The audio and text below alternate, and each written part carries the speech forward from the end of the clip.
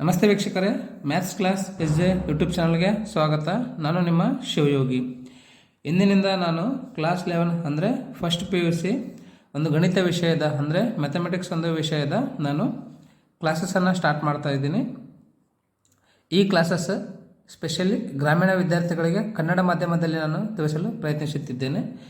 So chapter number 4 principle of mathematical induction, ಈ ಒಂದು ಅಧ್ಯಾಯವನ್ನು ನಾನು ಸ್ಟಾರ್ಟ್ ಮಾಡ್ತಾ ಇದ್ದೀನಿ. ಓಕೆ, ಸೊ ಫಸ್ಟ್ ನಿಮಗೆ ಒಂದು ಇಂಪಾರ್ಟೆಂಟ್ ಏನಂತಂದರೆ, ಈ ಒಂದು ಚಾಪ್ಟರ್ಲಿಂದ ಎಷ್ಟು ಮಾರ್ಕ್ಸಿಂದ ಎಷ್ಟು ಕ್ವಶನ್ಸ್ ಬರ್ತಾವಂತ ನಾನು ನಿಮಗೆ ತಿಳಿಸ್ಕೊಡ್ತೀನಿ. ಸೊ ಪಾರ್ಟ್ ಡಿ ಅಂದರೆ ಕ್ವಶನ್ ಪೇಪರಲ್ಲಿ part A, part B, part C ಮತ್ತು ಪಾರ್ಟ್ ಡಿ ಅಂತ ಅದಾವ, ಹೌದಾ?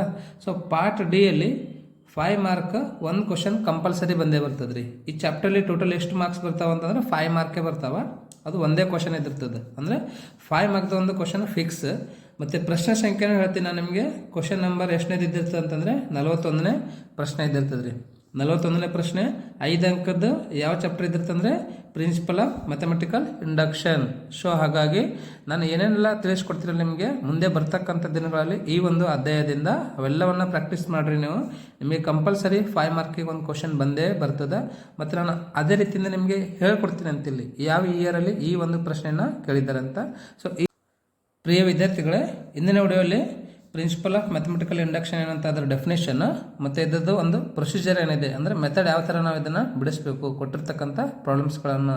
ಓಕೆ, ಸೊ ಥರ್ಡ್ ಒನ್ ಬಂದುಬಿಟ್ಟು ಒಂದು ಎಕ್ಸಾಂಪಲನ್ನು ತಿಳಿಸ್ಕೊಡ್ತೀನಿ ಅಂತ. Okay, first definition: principle of mathematical induction is a technique of proving a statement, theorem or formula which is thought to be true for each and every natural number. ಅಂದರೆ ಇಲ್ಲಿ ಒಂದು ಸ್ಟೇಟ್ಮೆಂಟನ್ನು ಕೊಟ್ಟಿರ್ತಾನೆ ಅಥವಾ ಥಿಯರಮನ್ನು ಕೊಟ್ಟಿರ್ತಾನೆ ಅಥವಾ ಫಾರ್ಮುಲಾವನ್ನು ಕೊಟ್ಟಿರ್ತಾನೆ. ಆ ಫಾರ್ಮುಲಾ ಅಥವಾ ಥಿಯರಮ್ ಅಥವಾ ಸ್ಟೇಟ್ಮೆಂಟನ್ನು ನಾವಿಲ್ಲಿ ಏನು ಮಾಡಬೇಕು ಅಂತಂದರೆ ಪ್ರೂವ್ ಮಾಡಬೇಕು ರೀ. ಓಕೆ, ಅದಷ್ಟೇ ಅದು, ಅದಕ್ಕೆ ಬಿಟ್ಟರೆ ಮತ್ತೇನಿಲ್ಲ. ನೆಕ್ಸ್ಟ್ ಒನ್ ಮೋರ್ ಡೆಫಿನೇಷನ್ ಏನಂತಂದರೆ principle of mathematical induction is a method for proving statement. ಹೌದಾ, ಕೊಟ್ಟಿರ್ತಕ್ಕಂಥ ಒಂದು ಸ್ಟೇಟ್ಮೆಂಟನ್ನು ನಾವೇನು ಮಾಡಬೇಕು ಅಂತಂದರೆ ಪ್ರೂವ್ ಮಾಡಬೇಕು ರೀ. ಸರ್ ಸ್ಟೇಟ್ಮೆಂಟ್ ಅಂದರೆ ಏನು ರೀ? ಸ್ಟೇಟ್ಮೆಂಟ್ ಅಂತಂದರೆ ಒಂದು ಸಿಚುವೇಶನನ್ನು ವರ್ಡ್ಸಲ್ಲಿ ಹೇಳೋದನ್ನು ನಾವು ಸ್ಟೇಟ್ಮೆಂಟ್ ಅಂತ ಕರಿತಿದ್ದೆವು. ಫಾರ್ ಎಕ್ಸಾಂಪಲ್ ನೋಡ್ರಿ, sum of first n natural number. So ಇದನ್ನು ನಾವು ಸ್ಟೇಟ್ಮೆಂಟ್ ಅಂತ ಕರಿತಿದ್ದೆವು. Sum of first n natural number, ಅದನ್ನು ಕನ್ನಡದಲ್ಲಿ ನಾವು ಮೊದಲ ಎನ್ ಸ್ವಾಭಾವಿಕ ಸಂಖ್ಯೆಗಳ ಮೊತ್ತ ಅಂತ ಕರಿತಿದ್ದೇವೆ ರೀ. ಹೌದಾ? So sum of first n natural ನಂಬರ್ದು ವ್ಯಾಲ್ಯೂ ಏನಾಗಿರ್ತದೆ ಅಂತಂದರೆ n into n+1 divided by 2 ಆಗಿರ್ತದೆ. ಸೊ ಹೌದಾ? ಸೊ ನೀವು 10th ಕಲ್ತಿರ್ತೀರಿ ಮೊದಲ ಎನ್ ಸ್ವಾಭಾವಿಕ ಸಂಖ್ಯೆಗಳ ಮೊತ್ತ ಎಷ್ಟು ಅಂತ ಹೇಳಿ. ಅವಾಗ ನೀವು ಏನು ಮಾಡ್ತೀರಿ, N into n+1 divided by 2 ಅಂತ ಹೇಳ್ತೀರಿ. ಹೌದಾ?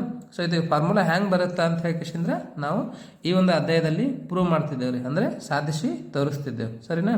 So second one example: sum of first n odd positive integers. ಅಂದರೆ ಮೊದಲ ಎನ್ ಬೆಸ ಧನ ಪೂರ್ಣಾಂಕಗಳ ಮೊತ್ತ ಅಂತ ಏನಾಗಿರ್ತದೆ ಅಂತಂದರೆ ಅದು n² ಆಗಿರ್ತದೆ. ಹೌದಾ?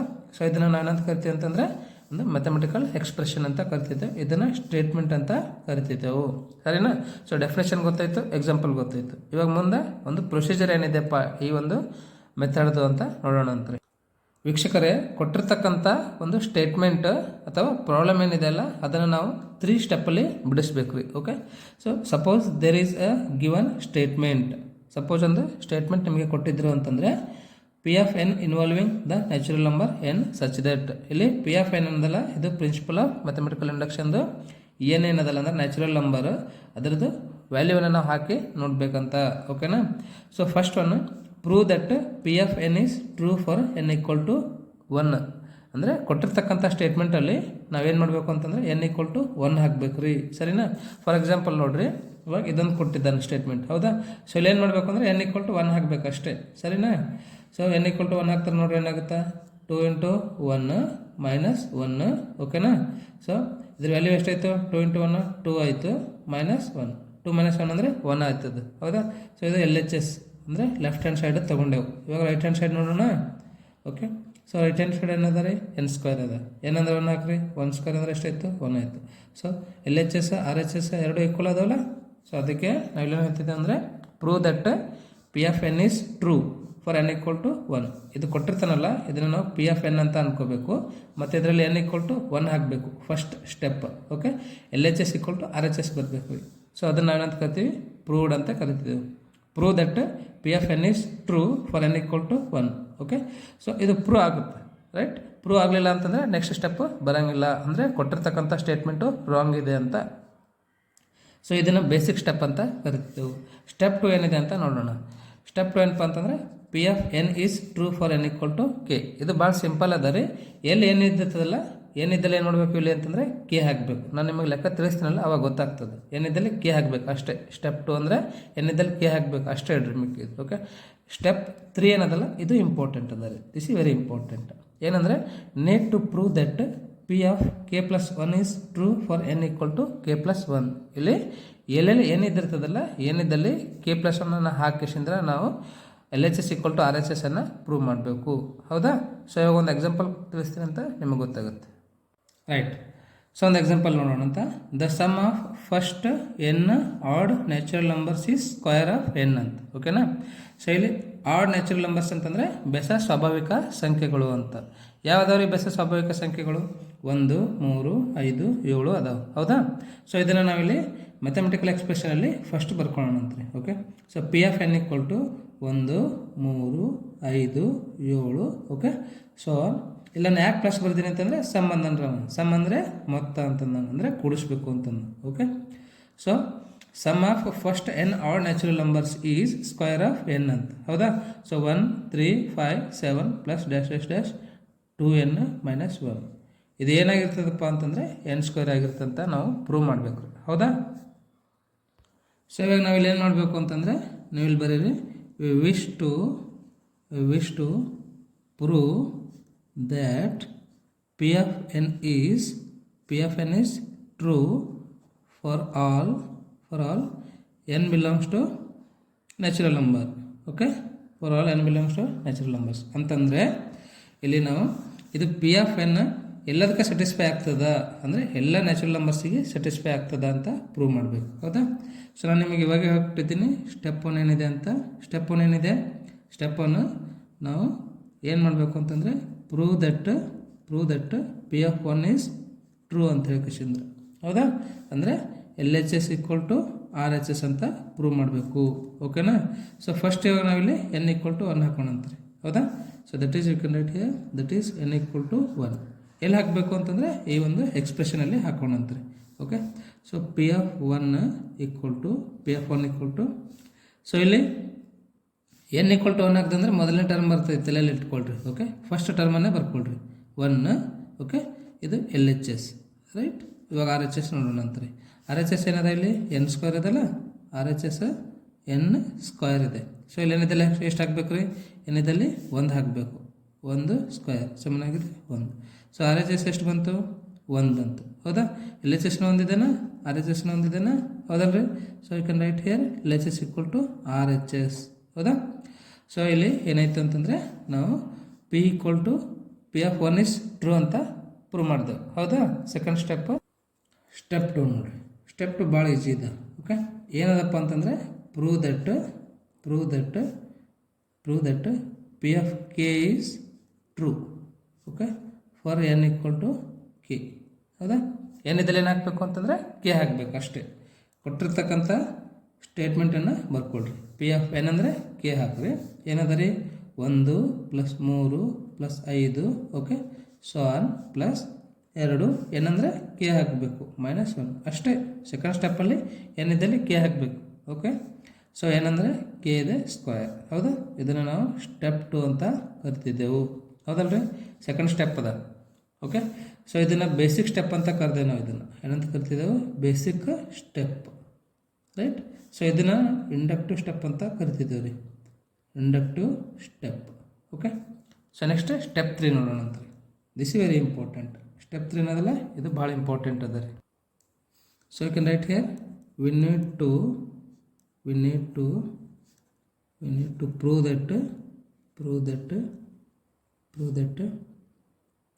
That P of K plus 1 is true. Okay, ಅಂದರೆ ನಾವಿಲ್ಲೇನು ನೋಡಬೇಕು ಅಂತಂದರೆ n equal to K plus 1 ಹಾಕ್ಬೇಕ್ರಿ ಅಷ್ಟೇ, ಮತ್ತೇನಿಲ್ಲ ಇದರಲ್ಲಿ. ಹಾಕೋಣ.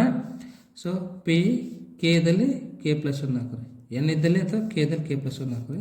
1 plus 3 plus 5 okay plus 7 so on.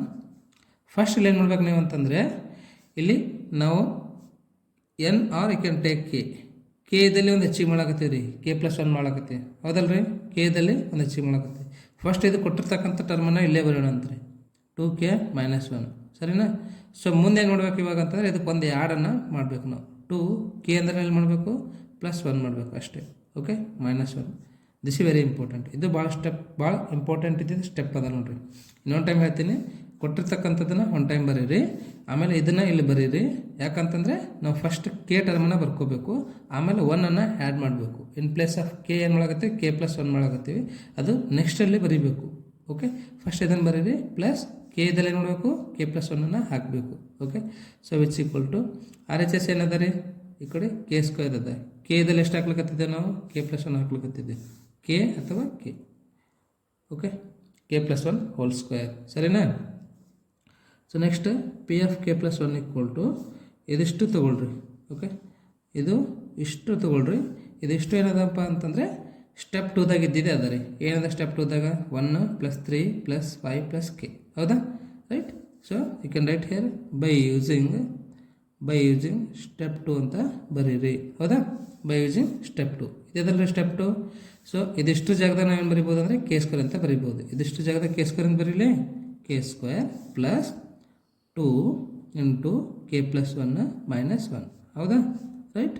So which equal to RHS ಏನದ ರೀ K+1 ಹೋಲ್ ಸ್ಕ್ವೇರ್ ಅದ ಹೌದಾ.